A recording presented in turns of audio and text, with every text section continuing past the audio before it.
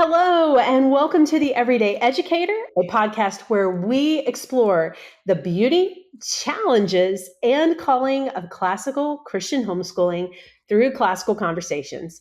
I'm your host, Kelly Wilt, and today's episode is for the parents who are standing on the edge of a big decision, the ones who might feel the tug to homeschool but wonder, am I really ready for this?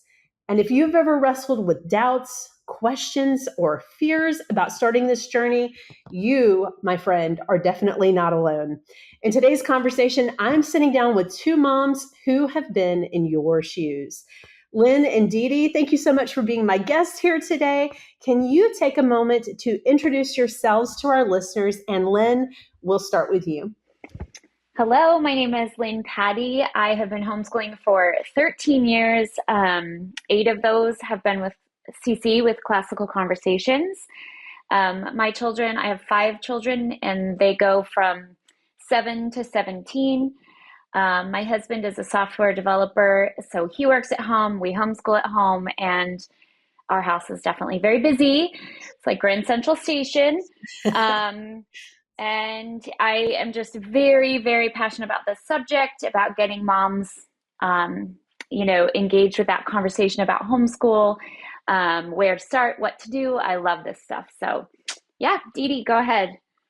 Okay, hi everyone. My name is Dede, and I have 4 kids from 10 years old to 17 years old. My husband works at the bank, and we have been in Charlotte for about 12 years now. I used to come from corporate America background, so we lived in California, Florida, and currently Charlotte for my job, moving around. So homeschooling now has really been an opportunity to just feel settled as a family and kind of reclaim my sense of motherhood, honestly. So I do enjoy talking about this as well because it's easier than you think to start. Mm-hmm.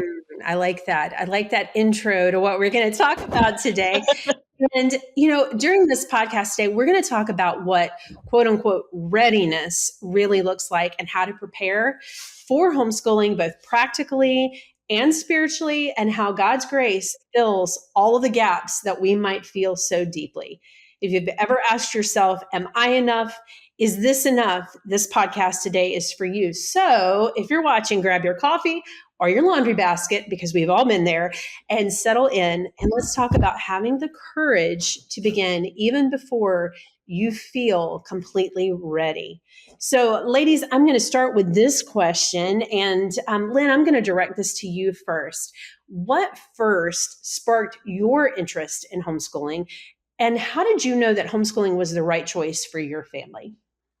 Thanks, Kelly. Yeah, we were living in Los Angeles at the time. It was 2012, and I had come from I was an educator and in public schools. I was actually a music teacher. But I was like, let's go tour the local school where my daughter Emma would go. And we went, and I was definitely like, oh, I don't think this is good, And then it's like, well, there's no way we can do private school because that's just out of our budget. And so my friend who had moved up to Washington State, she's like, we're going to do this thing called Classical Conversations. And I was like, you know what? Kindergarten isn't even required in the state of California. Like, you don't even have to put your kid down as a homeschooler in kindergarten. So I was like, I'll just do that. I'll just do what my friend Emily did. And that was it. That was literally it. The other thing that was interesting is that the school where she would have gone for public school, their kindergarten program was like an hour and 45 minutes or something like that. So I had a 2-year-old and a 6-month-old. I was like, I'm going to literally get her ready for school, take her there, come home, turn around. I can't put a baby down for a nap. I can't do, the morning nap or whatever. And I'll have to go back. And I was like, I'll just homeschool. It's just easier. I love that. I love that. Dede, what first sparked your interest in homeschooling for your family?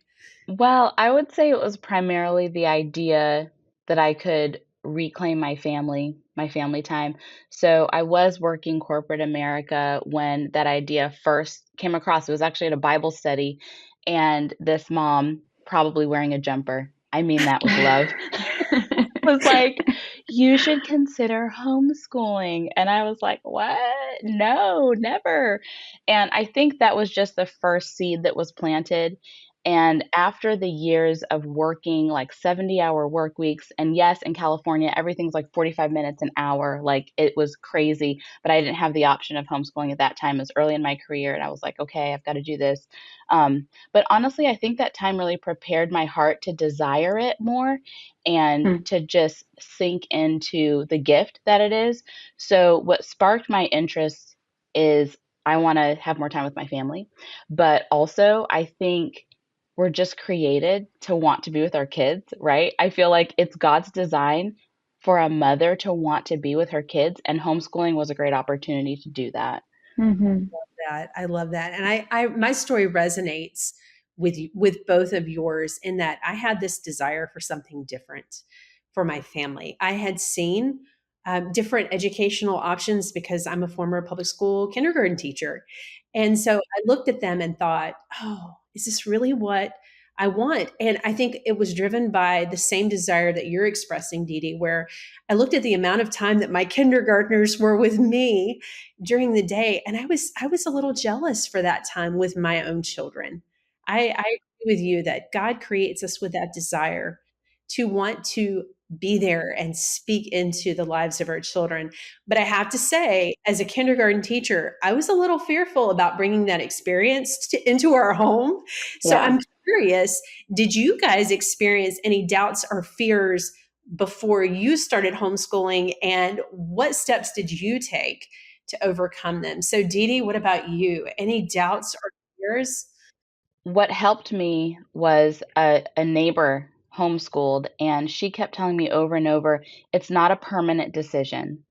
And I would say the fear was that if I do this, there's no going back. Like I'm in this black hole of homeschoolers and I'll never come out the same. And, that's actually a wonderful thing. But it, I was so fearful of I'll never get the charter school that I was into. I'll never like all the things that I've worked for to get my kids into the, magnet school. They were in a STEM school. I'll never be able to go back to that. And it was a lot of just kind of letting that go and trusting that if God is opening this door, he can open the next one at the right time. And so really faith was a huge part of it. And my neighbor just encouraging me. My neighbor Nikki, she was just like, it's not permanent. You don't have to do this forever. And I think that just took the pressure off. So that was super helpful. I love that. The thought of a neighbor who's speaking truth into you just shows the value of good community and surrounding yourself with good community. Lynn, what about you? What about you? Were there any doubts and fears, and what did you do to overcome those? Yeah, I feel like there were doubts and fears like before homeschool and after, like Yes. because Agreed. after you start, it's like, whoa, I didn't even know I should be afraid of that. No, I'm just kidding. Oh, well, I'm not kidding. But Yeah, anyway, I'm not. True. yeah, I was scared. I think I struggled with being fearful of what people thought of me. Mm. Um, I do think that I'm a little bit rebellious, but then I really do. I'm like, oh, what are they going to think? What is this person, this family member, this whatever? Um, that was certainly in there. I doubted my ability to educate my daughter, and I think what Dee Dee said about how it's not a permanent decision is really important because we aren't given 13 years and say, oh, you have to do all of this for 13 years.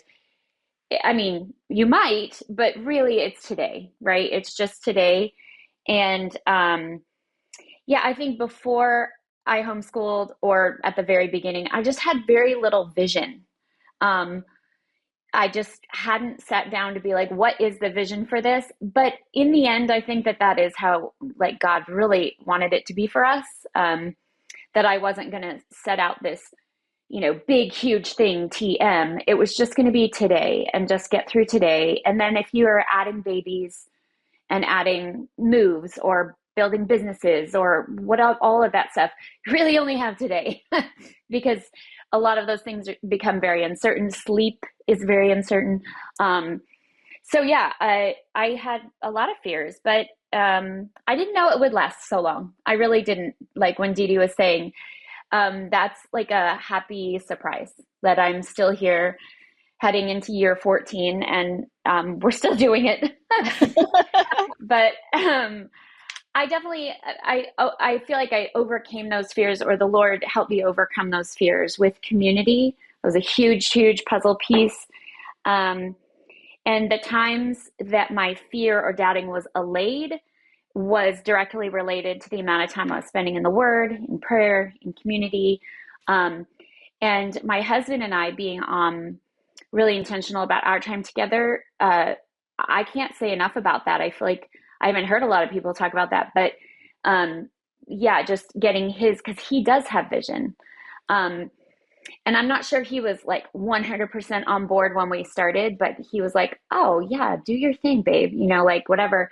Um, and then as he got more on board, his vision, I really relied on that, or really rely on it even today. Yeah. Yeah. I I love, agree with that. Go yeah. ahead, Dee. What were you going to say? I was just gonna say I love what you said there about vision. I feel like that's such a good word because I love the scripture that's like, for lack of vision, people perish. And that's something that I didn't know I needed, honestly. And I was so caught up in like, but it has to be like this, it has to be school Mm-hmm. at home. I didn't realize the freedom I had to cast a vision for my family.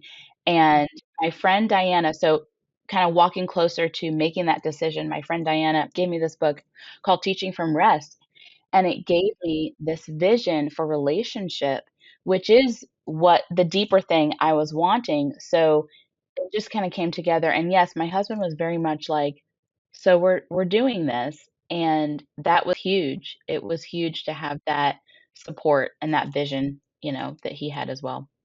I agree. I agree. I think looking back now, having a spouse who could understand the reasons why I was drawn to homeschooling and who was there to say, all right, let's do this thing together.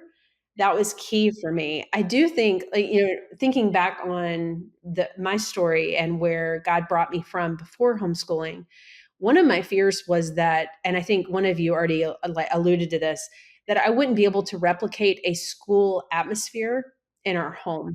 And now that's laughable to me because I think that's not what it's about. It's not about creating a school at home. It's about making life educational and fun and Yep. Mm-hmm. having those experiences together, not necessarily bound to a desk sitting in a room, but that the classroom, our classroom is the world. Mm-hmm. And Yep. so I think that was one of the things. So unfortunately, that information did not come to me until later, like what Lynn was describing, how, the farther you get in, the more questions you have and the Oh, more yeah. realizations you have. And so I Yeah. did at first try to prepare our home for homeschooling by making it as much like that classroom environment that I knew.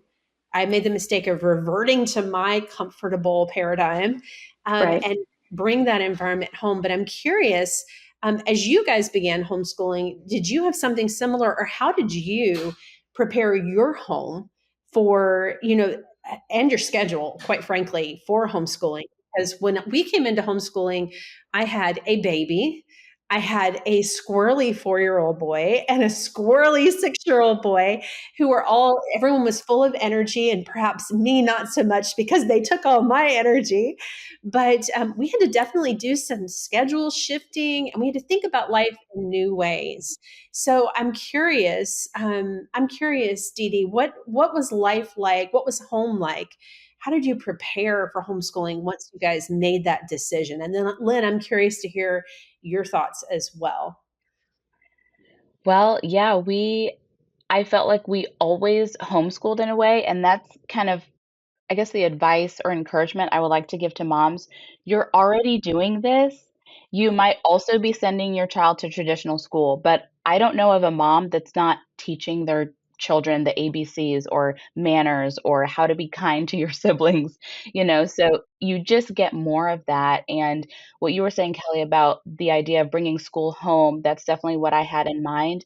But honestly, the best conversations have been in between math and English, and those spontaneous moments where we're just talking and learning so much and making connections about all of the subjects. We're not just focused, zeroed in on how to diagram the sentence. And we do that, but then it kind of rounds out into this whole like school, the world is our homeschool, so to speak. So the way I prepared is I just kept doing what I was doing. We were memorizing scripture. I remember we went to the Billy Graham Library when we first moved to North Carolina, and they gave us this bookmark, the ABCs of the Bible. And at the time, I was still taking my kids to traditional school. My oldest had just gotten into actually my second was in a STEM academy, and I was like, okay, we're gonna just say this on the way to school. Yeah. And my kids still remember that, like, oh yeah, we did do that. And that just grew and grew and grew until that was primarily, what we did at home. But I feel like God just put on my heart what I was already doing was enough. It was a good foundation. And then finding CC obviously was helpful because I feel like I kind of did a couple of things. I did like the unschooling. I was like, we're just going to do, I started with 5 in a row. I was like, we're just going to Everybody read tries books. it. Yes. And that's all we need. But at the time, all of mine were in elementary. So it kind of worked well. But then I thought, I am very all over the place. I'm a little scattered. So finding the classical conversations curriculum was great because it was like, no, we can just follow this, put my mind at rest, and it was wonderful. I don't know if that answers your question. I feel like It I was all over the does. place. It does. Lynn, what about you? What about you? How did you guys prepare your life, your home, your schedule once you decided, okay, we're all in, this is the thing, we're going to do it? Yeah, I remember, transforming our dining room, and we had some built-in bookshelves. So those ended up being where all of our materials went. Talking to my husband about he's got to get over to his studio but by a certain time because I want to start at a certain time, which now that I'm again starting year 14 is just so hilarious because I'm like our schedule's like way, with all the kids and all the needs. But I absolutely I resonate with the wanting to bring quote unquote traditional school home. That absolutely was a thing. I can remember early on, Emma was, I had asked her, she was 6 and she was supposed to empty the dishwasher, and she took the plates and the forks and the knives and the spoons and maybe even a cup, and she laid them out on the floor and made this really big caterpillar. And I remember this very like Jekyll and Hyde moment where I was like, but your job was to empty the dishwasher. And then this other side, which I think is my homeschool persona, was like, oh my gosh, this is amazing. She's so creative, like blah, blah, blah. So like the reason I bring that up is because I don't know if it was that incident or another, but my husband was like, well, that was her school for today. And, that idea creeping in that there's just so much of every day that is school, which is what Dede was talking about too. And then being in the car is a big one, even for homeschoolers, when we are like supposed to be having these conversations in our school rooms, in our whatever, but then it's in the car where a kid asks about, the pineal gland or something. And then you just go from there, or the phases of matter. These are just from yesterday. Stuff like that. It just goes. So to prepare, I think, I just think about that first time homeschooler mom. Yeah, you got to prepare. And if it means that you're going to make a desk or going to make a table or going to make it look like school, you know what? Go for it, because you got to go through to get there. You have to do those things to figure out what is my style, what is my vibe, for lack of a better word. Yeah. Absolutely. I totally agree with that. I think, looking back, I didn't know what I needed for our individual family until we had begun walking the homeschooling path. And it took time. And one thing that I wish that I could speak to that Kelly from 20 years ago, is that I wish that I had given more grace to myself to discover what it was that I needed to do in order to provide the best learning environment for our family. And I felt like almost like what Dee Dee was saying, like it had to be like the magic switch that we did forever. And however we began, that was how we were going to finish. And now I look back and think, oh, Kelly, I wish that I had, and I know we all have similar regrets, right? Now that we've walked this path for a while, how we wish we could go back and say certain things to ourselves and, communicate, like, have grace. It will work out. Yeah. Just start walking and align yourself with good community, align yourself with great curriculum, and most importantly, align yourself with God's calling. Align yourself with Him and allow Him to speak to you and walk it out, friends. I mean, really, that is the thing. I'm glad that at the beginning, I was willing to take the steps, but there were fears associated with that we wouldn't be enough, that I would do something wrong. And now I look back and think, oh, I wish that I had more grace for myself. I wish that I had more grace for my family, like what you were describing, Lynn, where there were teachable moments that God afforded us. And maybe I stole the joy of my child because I was in this like, oh, we have to accomplish learning objectives, That's right. And now I'm like, oh, you know what? The grace of God was sufficient even for those moments. And even in those times where, man, I left some gaps because I just didn't know, the Lord has been kind to fill every single one of those for His glory. So I think we've kind of hit on another part of the homeschooling experience that kind of needs to be spoken about, and that is our families. So how did family dynamics shift for both of you once you began homeschooling, and what helped you during that time to be able to ease the transition from life before homeschooling into this brave new world that you had chosen to enter with your family? So Lynn, I'm curious your thoughts about that. What did you guys do during that transition? You've already told us that you set up an environment, but what about with your family? Yeah, these issues pop up real quick when you start. But for me, one of the things, and I'm going to get a little bit like brass tacks here, is the house, the cleanliness of the house. That became a real issue. I had littles, and I know some people are like, we're going to teach our kids to clean the house when they're 4 years old. And yes, of course, but I'm sorry, they just don't do a great job when they're 4. So we got a cleaning lady. That was a big one. We budgeted for it, and we are Dave Ramsey people over here. So it came at a cost. It absolutely did. And we gave up other things. But I knew if I didn't have someone helping me with like the nuts and bolts, laundry, cleaning, whatever, that I found that my pattern was to sacrifice the homeschool to clean. Because when the kids are little, they do play, and they play really, really well. And so it could be 9, 10, 11, 12, 1, and I'm just doing all of the doing.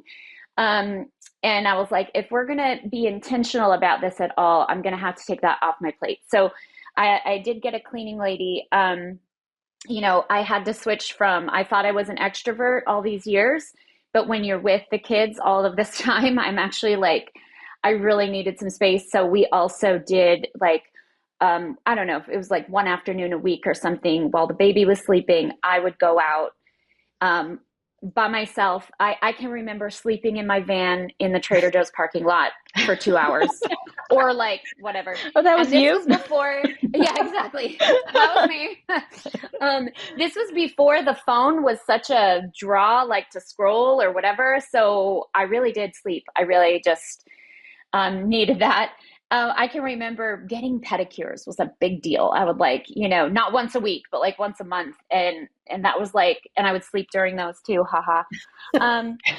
Anyway, yeah, I think that date nights, I've already kind of said this before, we budgeted for that, found a great sitter to work with.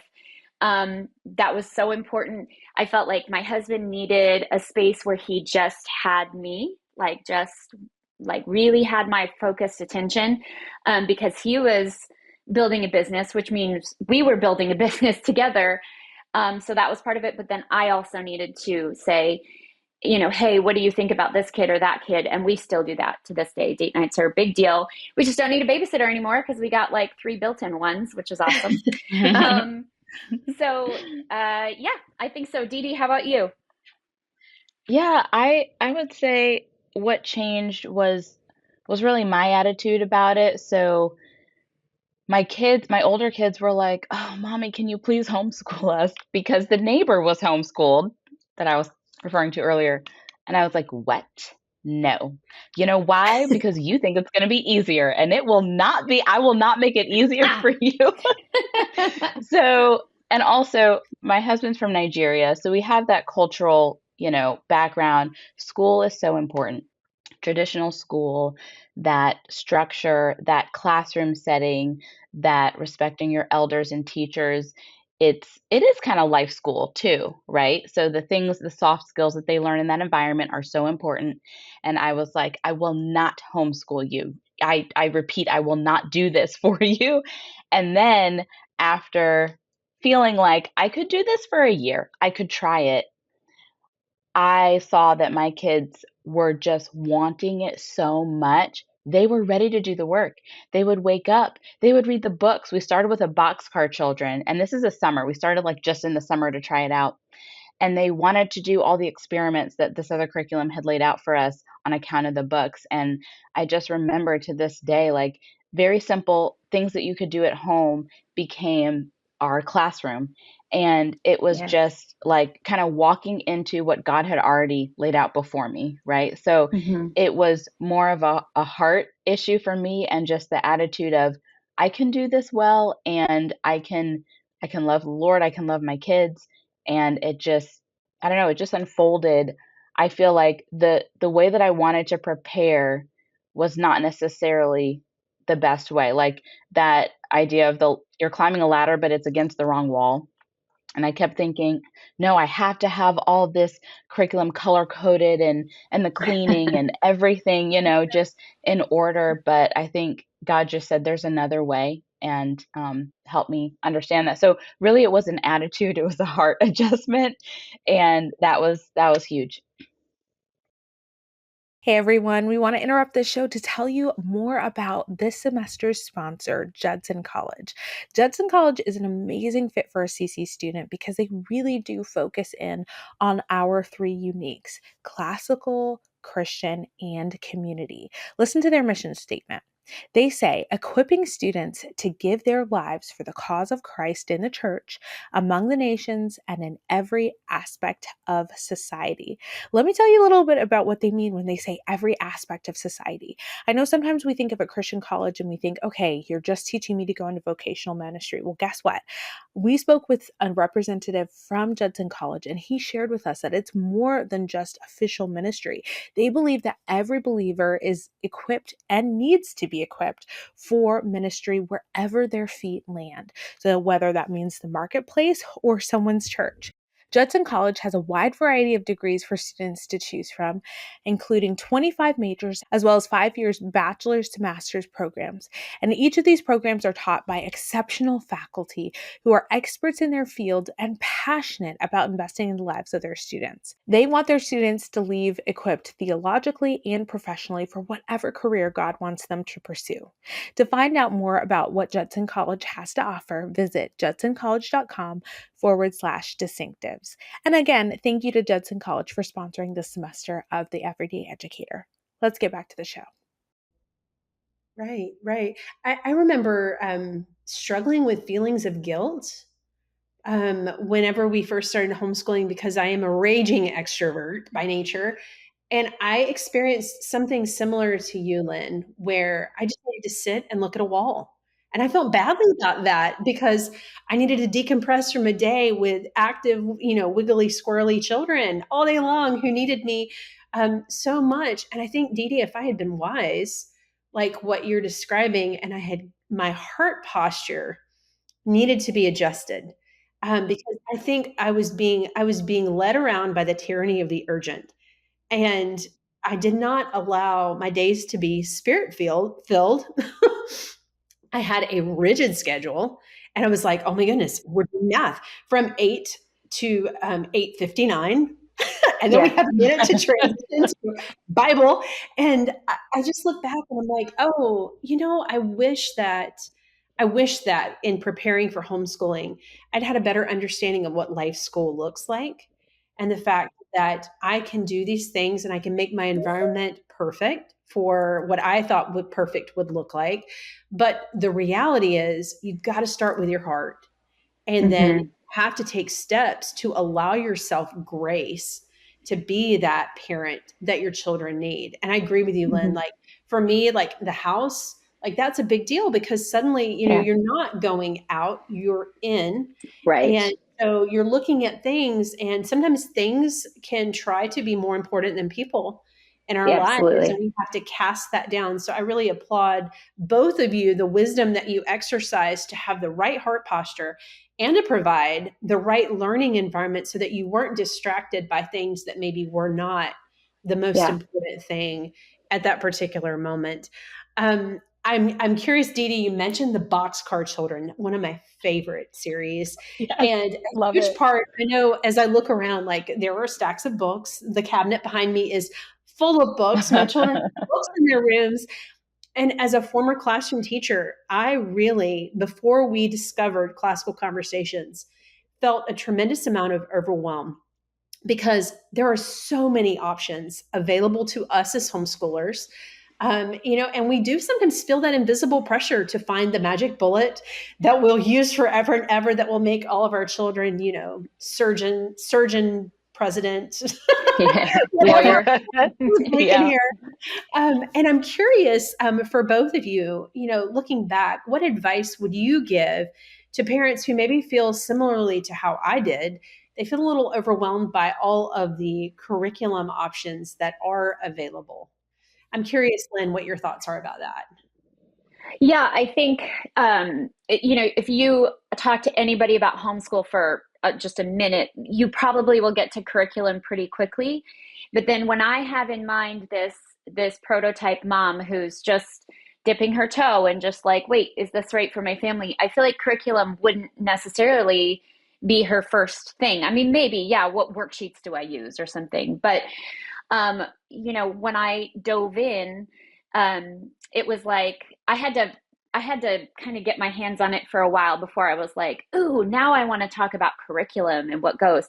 But one thing that I had a friend, and this wasn't even at the beginning, so now as a friend, I will tell everyone, to really sit down and create some kind of a philosophy of homeschool.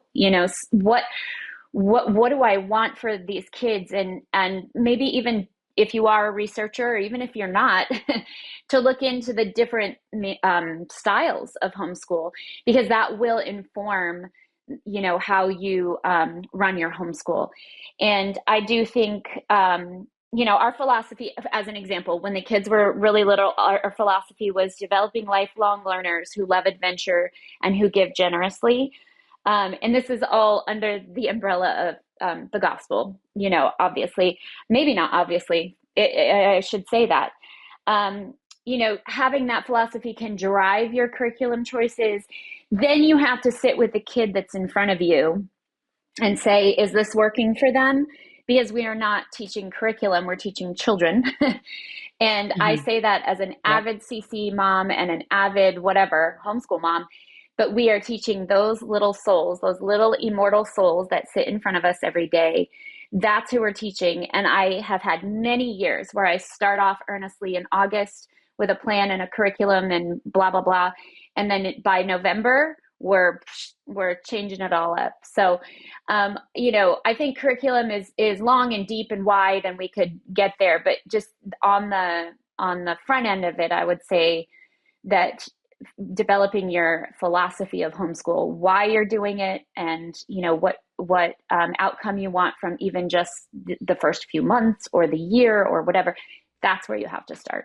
I agree. And if you're listening to this podcast and you're looking for a great place to begin, the Scribblers at Home curriculum actually takes you through the steps to create and craft a vision statement for your family so that you can think more deeply about your why.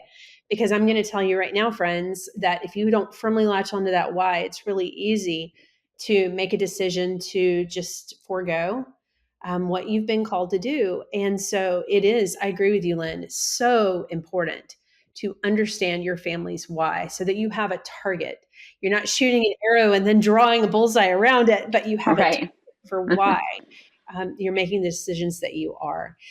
Dede, I'm curious, you've already alluded to this a little bit, but there is a lot of preparation for homeschooling that is invisible. And I know the theme of practicum this season is seeing the unseen. So I'm curious if you would allude a little bit more about spiritually, how did you prepare for your calling to homeschool?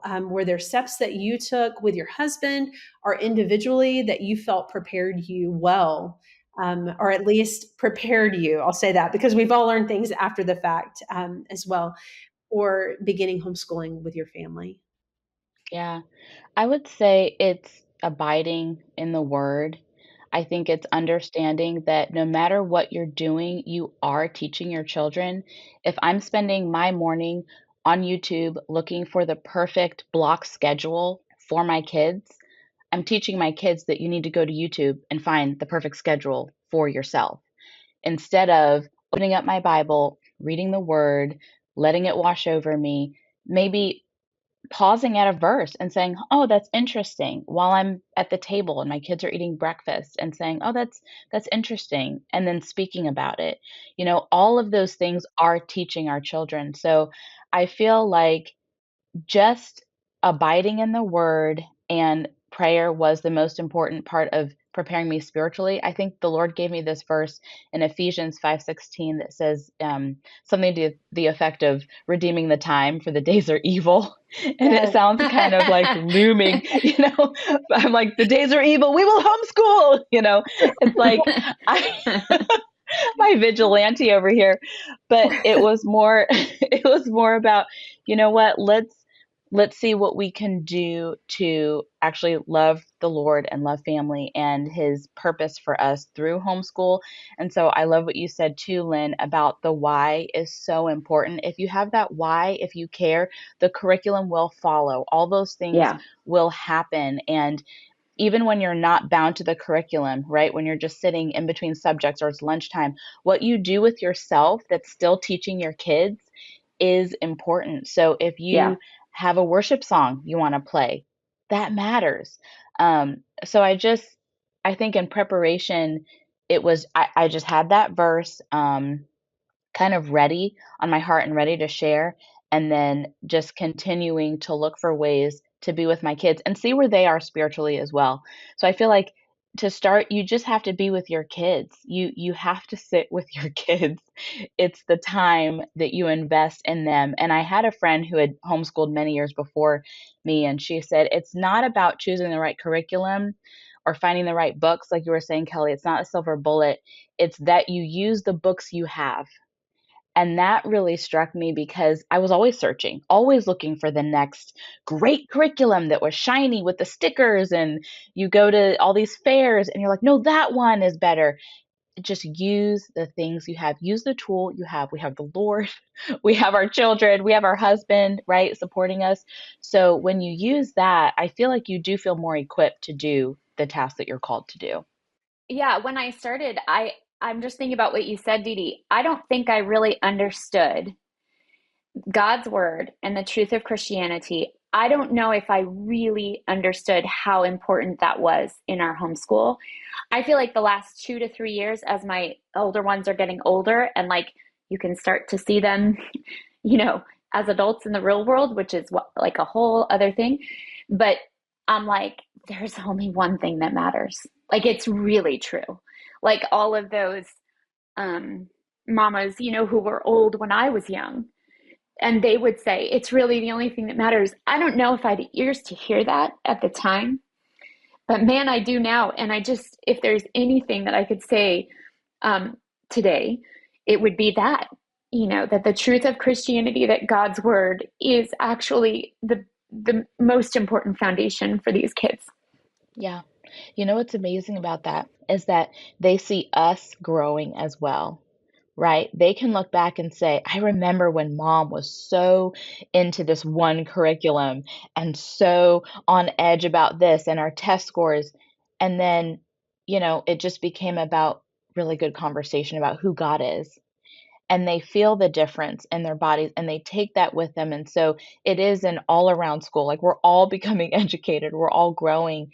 And that's the fruit of homeschooling and in community, because your testimony, what you're sharing, encourages me that it's still happening wherever we are Right. today, right? Like Yes. even now, there's a place God is still taking us and taking these families that are listening. They might not know exactly where, but that's okay. You'll get there. Absolutely. So Absolutely. good.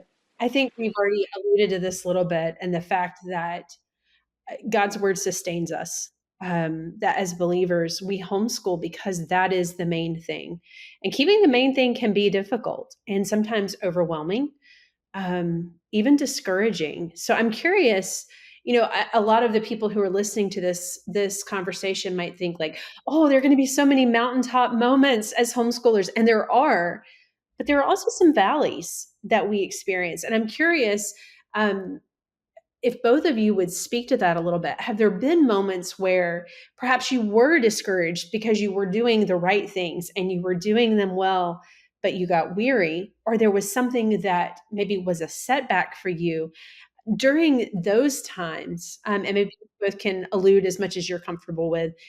How did your faith sustain you? How did your walk with the Lord sustain you through those times? And Lynn, you can go ahead and lead off with that. Yeah, I mean, the answer is yes. Discouragement is like, it's just part of the plan. And so, yeah, I mean, there's been health things, business disappointments, there's been financial strain. There was a brief period where I sent my kids to a private Christian school because I was burnt out. Burnout is a real thing. All of the things. And you ask, how did my faith sustain me? I don't know if I could tell you how it sustained me. I just know that it did. And that I was thinking about that whole concept where we're putting God in the center of all of the education, right? And so my faith it's not an ingredient in how to make a great homeschool cake. It's like the house where you're making the cake. It's like the world. Like it's so much bigger than an ingredient. And I think when I first started, I thought that faith was an ingredient. I thought that reading the Bible with my kid was a box to check or something, which, don't get me wrong, sometimes it is. They got to check a box. Okay, fine. But that's because we're building the discipline. But now looking back to those early years, is like faith was everything. It was everything. I think I don't know if we could put a little bit of a finer point on the idea that faith isn't necessarily the curriculum that we're teaching our kids, but it is that overarching thing. Because I know if I were listening to this and I was a mom, like, oh, I want to homeschool, those little old ladies who sit and they say, it's all about Jesus, the sweetheart, well, it is, but it also is about like, well, what the heck do I do? We can speak to that, but I know that, right, for this, what's germane to this point is that faith is really everything. It really is. I love the idea of, it being the house. Like it is, it is where and how we do what we do. What about you, Dede? So yeah, I will echo what Lynn said. Yes, the times of discouragement are there and they're still here. And how did my faith sustain me? Again, similar to Lynn, I don't really know how. I don't even know that I knew it was happening when it was. It's just the fact that I got through another day. Yes. And I wasn't going to bed like, wow, my faith really got me through today. It was like, oh my goodness, are we ever going to make it? And then you turn around and you're like, oh, wow, these things were okay. Like the gaps that I thought were so big and so wide and that I thought I needed to fill, God was filling that. God was doing that. And you look around and you have people that have also poured into your kids because of community, homeschooling and community. I can't say that enough. God designed us for community. And so that's where I feel like my faith, I was carried because other people saw the fruit that my kids were bearing and would say, "Hey, your son did a good job with this," or your daughter, really stepped up in this way. And I was like, "Oh, they did? Okay, so it's okay." And I think those are the moments that really encourage me to keep going because Mhm. you really can't fill all the gaps. You just can't. It's impossible. But it's a reminder to rely on God even more Yes. because that Yes. it is the house. It's where we live. That's right. That's right. I Yeah. love that. I love that. I'll carry that metaphor with me throughout the rest of the day. Yeah, thanks, Lynn. Faith being the house, absolutely. I look back on the beginning of our family's homeschool journey, and I think about the person I was at that place. That although I had a formal education to be an educator, there were ways that I still felt woefully inept because I was used to educating solo in a classroom, surrounded by 25 little people who were all the same ages. And, at the end of the day, guess what, guys? They went home. And then I would go home and then I could breathe and relax. And so, coming into homeschooling and realizing that, you know, they're with me all the time and they're not going away. They'll be here They never leave. thing, but also a mega adjustment for me. So when we began homeschooling, I was grateful for the blessing of community because there were other individuals who could speak truth into my life, who could maybe keep an eye on my children for 5 minutes so that I could have a conversation with a friend. Or go But to the bathroom. that's right. Most importantly, go to the bathroom, get a snack, breathe, talk in complete sentences, all those things. I am curious when you guys first began, and I already know the answer to this because one thing that I have not told you listeners is that both of these dear ladies are my friends, my personal friends, and directors in the community in which I participate. So we know each other pretty well. Initially, when you started this process, did you guys seek out a homeschooling community, recognizing that you needed that support? And I'm curious how the supportive community continues to shape your journey as homeschoolers now, because you both already said you have younger children, but you also have older children. And I know for me personally, we're at the end, it makes me teary. We're at the end of our homeschooling journey as a family, at least with our three children that God has given to us. Now, there may be opportunities to homeschool grandchildren down the line, so we'll cross that bridge when we come to it. But I'm curious, like, how has community shaped your journey? Dee, when you first came into homeschooling, did you immediately navigate toward a community, or did you try to go it alone, or how did that work out for you? I'm curious. Well, I initially started in the summertime with our, just the books that we were reading. So we started with the Boxcar Children, and the curriculum I used said, here's how you can pull out a science lesson from that. But I will speak to the idea of community can just be one person. Community can be that neighbor friend that I had that said, you can do this because I had relationship with her already. And Right. so community doesn't have to be this big group of people that maybe you don't really know. It can be that one person who has walked alongside you and says, I know your kids, I see what you're doing, you can do this. And it also helped being able to just watch her homeschool and step into her room every once in a while and say, oh, you guys are doing math, here's what it looks like. I wasn't necessarily seeking out community, let's say. It just kind of found me. And I think, again, that's the Lord leading me to this because I didn't even know what you know. Like, whoever's listening, this is great that you're listening to this. I Yeah. just, I was like, oh, okay, you can do this or that. And I feel like it just found me. And Mm. then ultimately, classical conversations was that broader community. But even within the broader community, I found relationship, like with you guys. And when I Mhm. was weary and I was low, I could just reach out and say, okay, how do we do this? Or how are you doing? And then encourage each other. And I think it's also interesting, too, how God will allow someone to come across your path that also has a need. So when we're feeling Yeah. depleted and low, there's someone that needs advice or a word, and you're like, you know what? You could do this, this, this. And suddenly you're not so low, right? Like it's just the way that we can see others as well that have needs. We all have needs. So I don't know if that answers your question, but It is. Yeah. It does. What about you, Lynn? Were you naturally drawn to community at first, or did you start this alone? I'm just curious because we're all three in community together now. And I know we've had conversations about community and the value of it. So I'm curious what your experience was. Yeah, I can remember when my oldest was four months old. I think it was through a sermon I heard or something. I was like, I'm starting a mom's group. So we had a mom's group from the time she was 4 months old. And that really informed my sort of like collection of knowledge about community. It was not homeschool. It was just getting through that first year of life. A lot of talking about birth stories. That's part of that first year of life, is processing through that, Yes. which is wonderful. And then, so community, to answer the question first and foremost, has always been a part of my motherhood journey.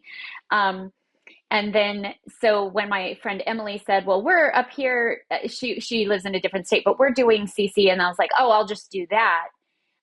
It was, I think, as I look back, a natural outcropping of what I had already been doing, that obviously I'm going to need to meet with some ladies once a week. Like, that's just part of my rhythm and routine. I will say that we did CC for 5 years, the first 5, and then we moved. And we didn't move far, but we moved far enough that I couldn't continue attending that community. And where we moved to, there was no space for it. They had 4 or 5 communities and they were chock full.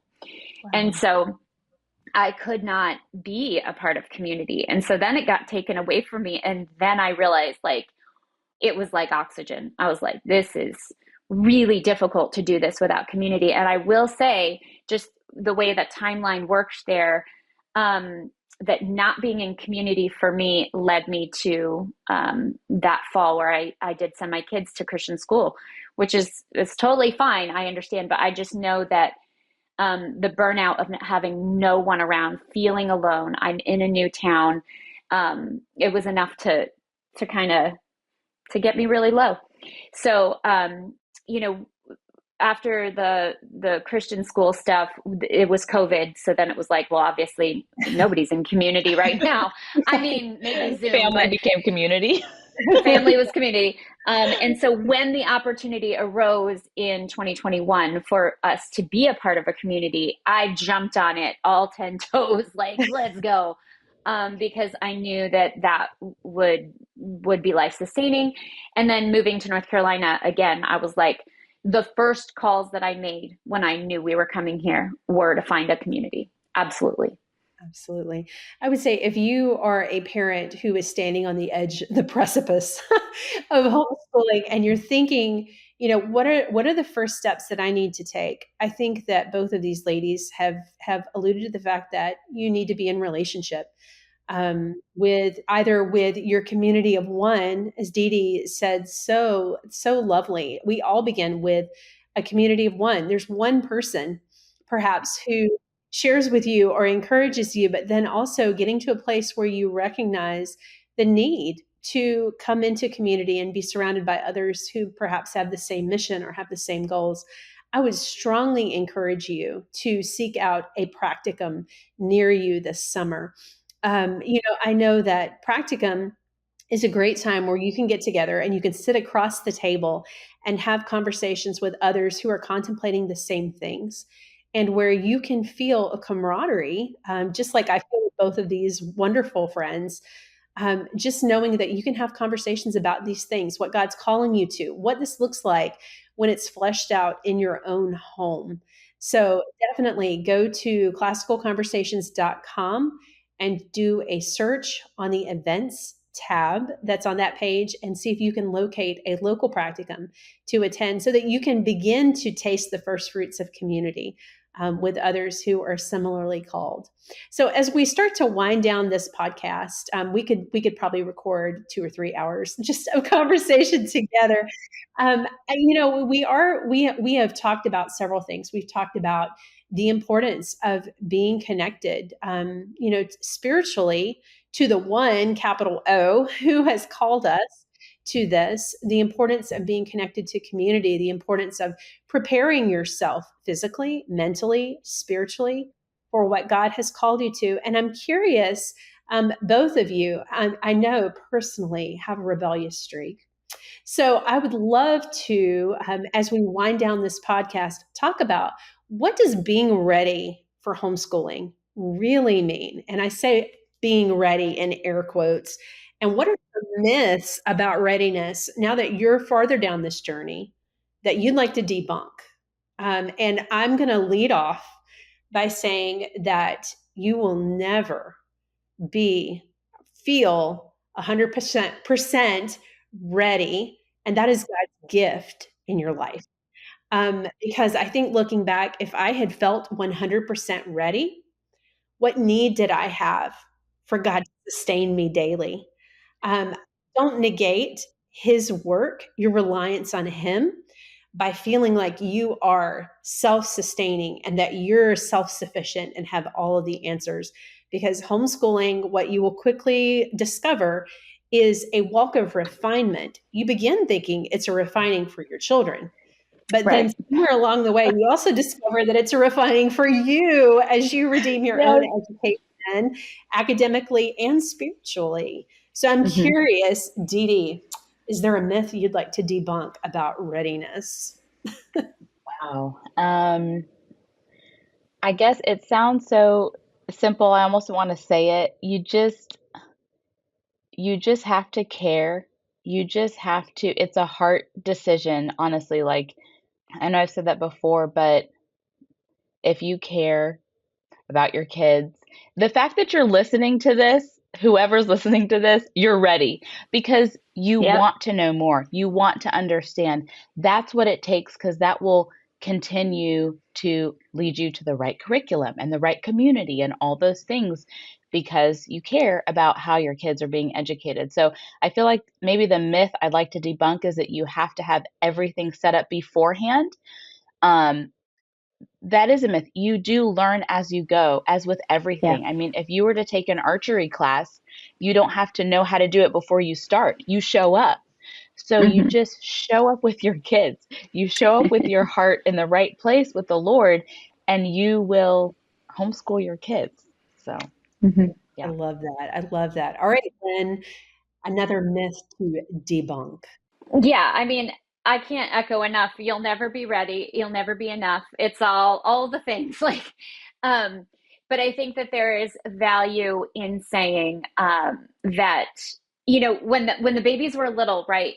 They would be like in some new stage, right? And I would be like, oh, well, she usually takes a nap between da da da da da, or she usually really likes this food or whatever. And I figured out so quickly that we just aren't going to do that anymore. We're just not going to say what she usually does, because that'll be the day where she doesn't. And if I have some preconceived notion about what she's supposed to do or usually, so I mean, roll that into homeschooling your kids. It's just like what you might think it's going to happen, it won't. What you think your schedule is going to be, it won't. And so that idea of just like holding your hands open to what the Lord wants to do. And I agree with you. You can't be 100% ready. I don't even know you can be 50% ready, because you really do just need that space for flex, for, that kind of thing. And one thing, I don't know if this is a good place to say it, but I think I misunderstood timing. I think I misunderstood with a kindergarten student that how much time would be like the school part. And I think I had preconceived notions that it was hours and hours, because that's what my idea of school would be. I send them away. Well, in California, not for kindergarten, but first grade, it's all day. And, that I feel like that's one of the things I tell people. It's like, you spend 45 minutes with your kindergartner. Like, that's it. And they're like, wait, what? And I was that same way. And so, are you ready to do 45 minutes a day with your kindergartner? I mean, that's a lot less of a commitment than 6 hours of school, And by the way, if you do try to do 2, 3, 4, 5, 6 hours with your first grader, everyone's going to cry. Everyone. So just, yeah, it's really the pressure there when you talk about having grace with yourself. Like that was a great thing to learn, is like, it's real easy to check the school box if it's 45 minutes when they're little. Absolutely. So, Absolutely. Wise advice. I want to thank both of you for joining me today. And as we get ready to say our goodbyes to you, listener, I have one more question for both Lynn and for Dede. I'm curious, and we've already talked a little bit about if we had a time machine to go back in time and talk to that version of ourselves who was in the place some of our listeners are contemplating this decision. If you could get in a time machine and go back and tell yourself one thing now with your years of experience, what's the one thing you would tell your considering homeschooling self? Yeah, I would repeat what my neighbor said. Just try it. It doesn't have to be permanent. Just try it. And that was the biggest gift. So that's what I would say. So good. What about you, Lynn? What would you tell yourself? I would tell myself that having them home with me is more valuable than any other thing that I could be doing with them, like sending them to school or sending them to preschool or whatever it is. Just having them home and doing no school is even more valuable. That time together, when Dede talked about reclaiming her family time and stuff, that just is, it's very true. That the first step into homeschool is just gathering your kids and having them close to you. Yeah. Thank you both for joining me today for the Everyday Educator. And listener, we want to thank you as well for joining us. And if you're still wondering whether you are ready to homeschool, remember this: God does not always call the equipped. He equips those he has called. And we've already spoken about this at length today, but remember, readiness is not about having it all figured out. It's just not, because I will say, as a 20-year homeschooler, veteran of homeschooling, I still don't have it all figured out, but I do rely on Him for the grace that I need. It's about being willing to trust, learn, and grow every day alongside your children. So, Dede and Lynn, I want to thank you both for sharing your heart with our listeners today. And we hope today's conversation gave you some encouragement, practical insight, and a reminder that you, my friend, are not alone in this journey. So if this episode was a blessing to you, would you take a moment to share it with a friend who might also need some encouragement along their homeschooling journey? Until next time, keep learning, keep growing, and keep educating every day. Goodbye, friends. Thank you. Bye. Thank you.